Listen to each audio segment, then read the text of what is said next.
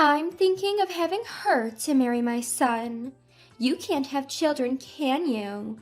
That's why I was against the marriage, to marry to an older woman like you.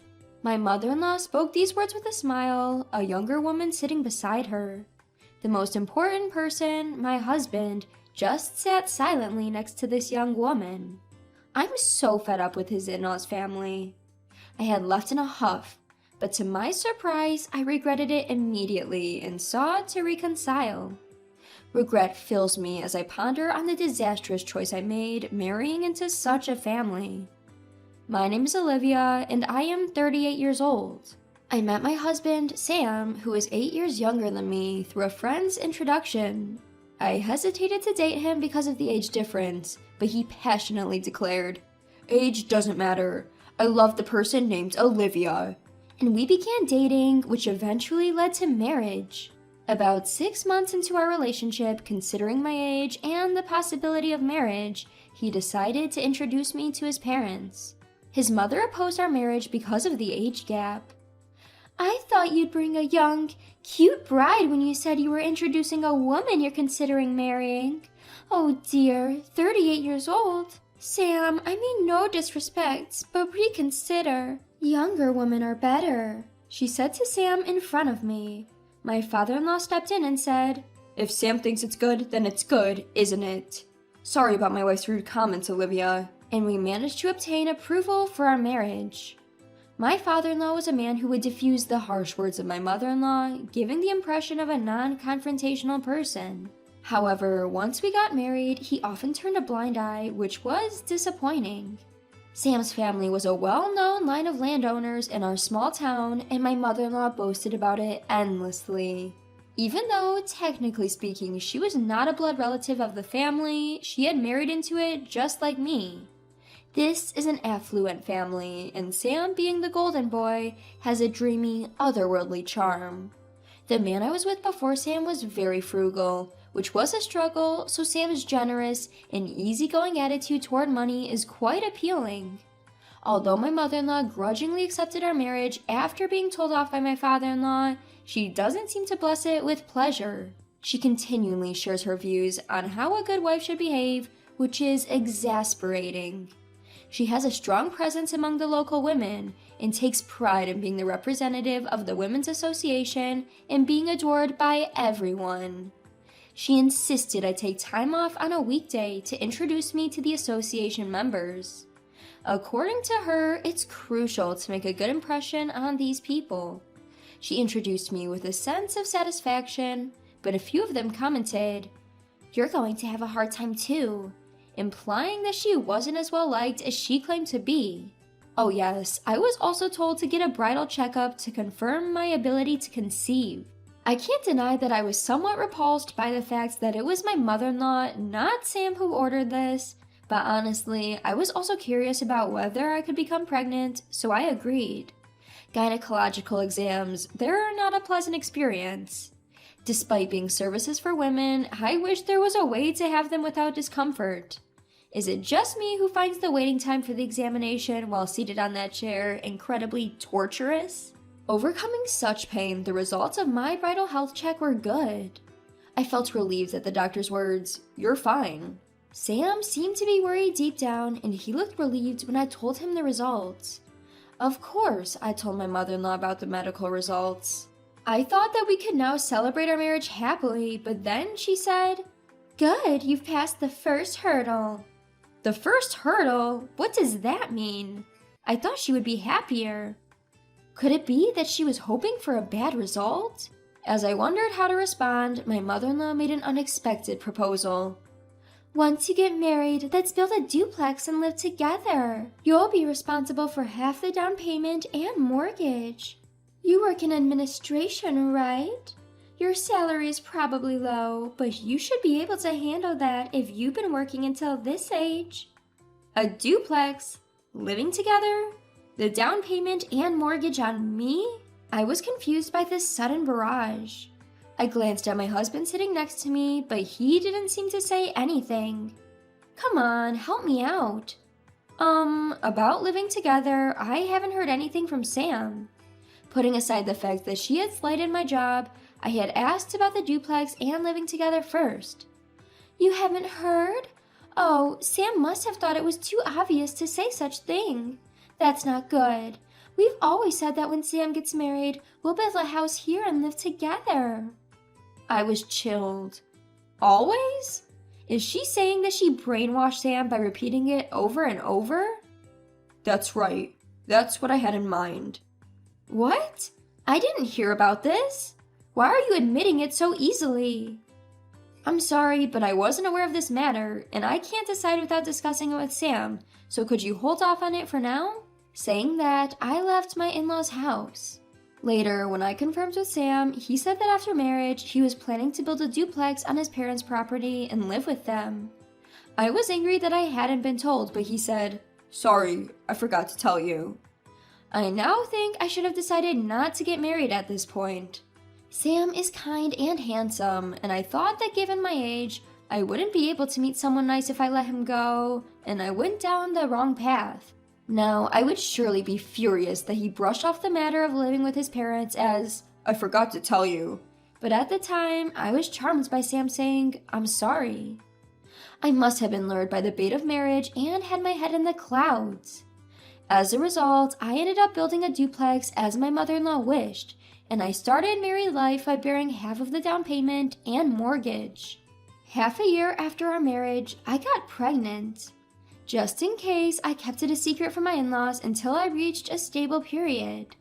I thought there might be a chance that something could go wrong. Once I was stable, I reported to my in-laws. Of course, they were overjoyed and were already discussing what to name the baby. They naturally expected it to be a boy, but we still didn't know the sex, so we can't say for sure. There is pressure, but it's nice to be able to make them happy.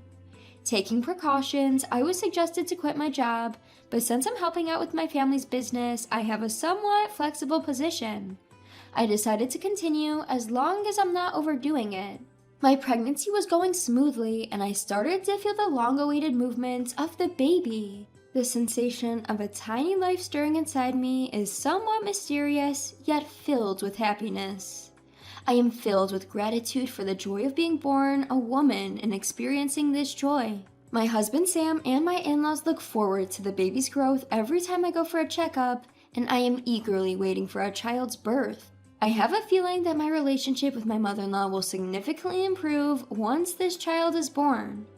One day, when I felt like every day was sparkling, I noticed that the baby's movements were getting weaker. I was consumed with a sense of indescribable anxiety and rushed to the hospital. The doctors told me something was wrong with the baby. Why? How? I was living my life as usual. What did I do wrong? Fear overcame me.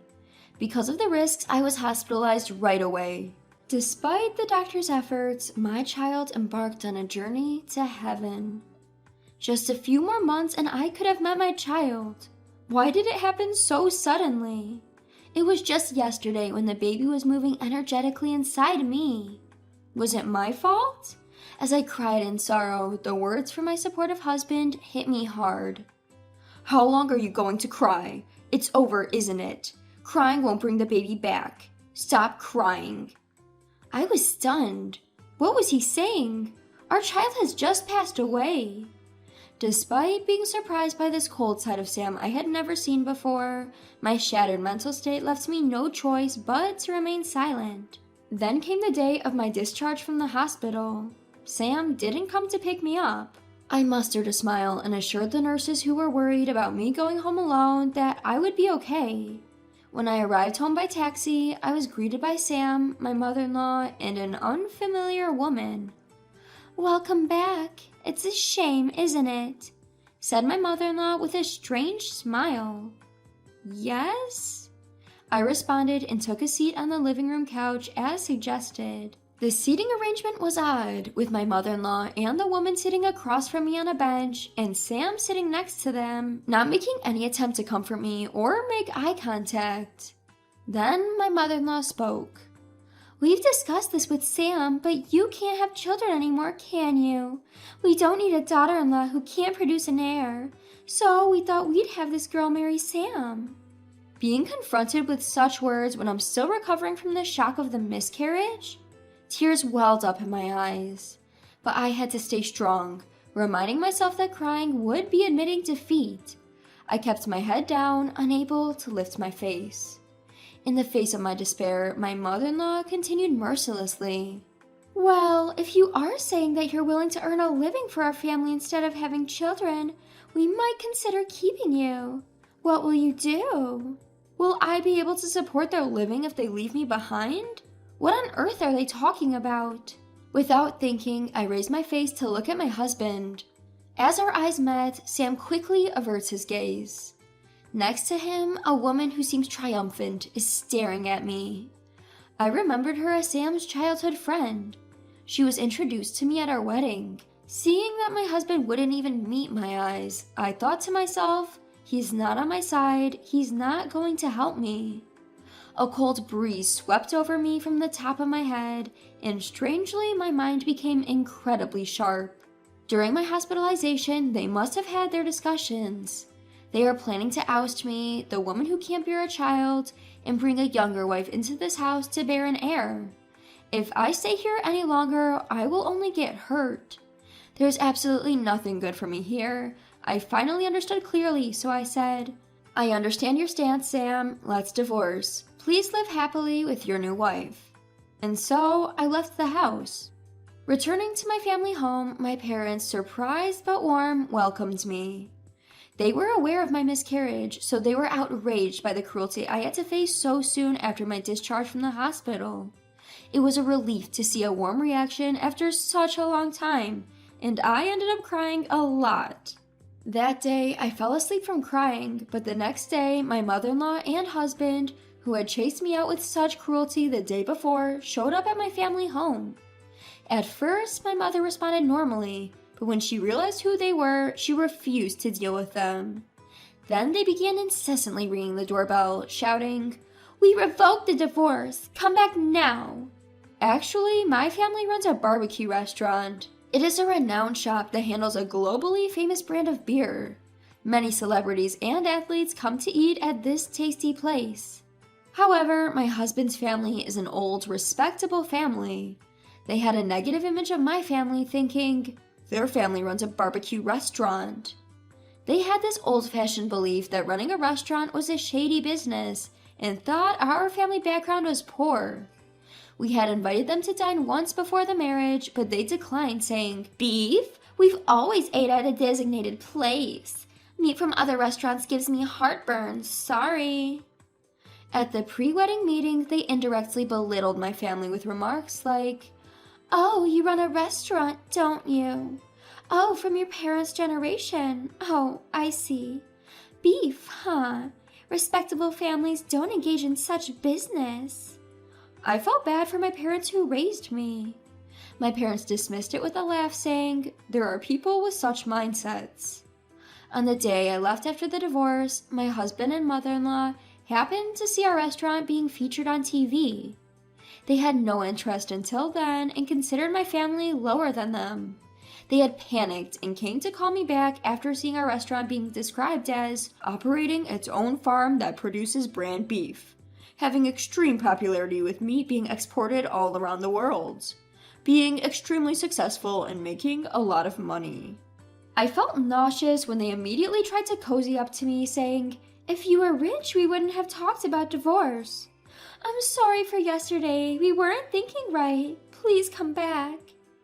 After all that talk about children and heirs, was it all about money in the end? My husband, Sam, and his family didn't inquire about my job in detail, so I had told them I worked in office administration for my family's company, leading them to believe I was a low-paid, incompetent employee. Consequently, they probably thought that if they asked me to shoulder the down payment and mortgage for the house, I'd give up on the marriage. In reality, I am in charge of the meat export division at my parents' company, earning a substantial income for an office worker.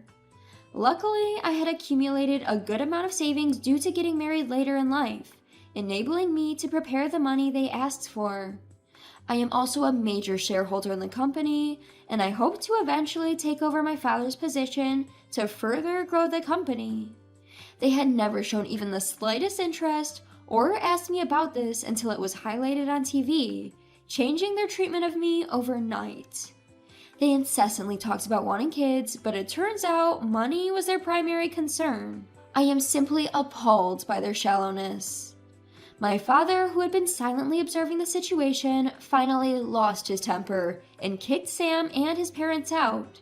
"Thank you, Dad, you saved me," I said. My father, still seething with anger, started drinking and cursing at them. He had me explain everything from before the marriage without holding back any details. Believing I wouldn't be able to handle this alone, my father promptly contacted a lawyer he knew, leading to a demand for damages. Since I was unjustly evicted, we also asked for a reimbursement for the housing funds I had provided during our cohabitation. The claim was acknowledged, and it was decided that I would receive a refund for the expenses I covered. However, Sam alone couldn't repay the loan I'd taken on, so his family home had to be sold.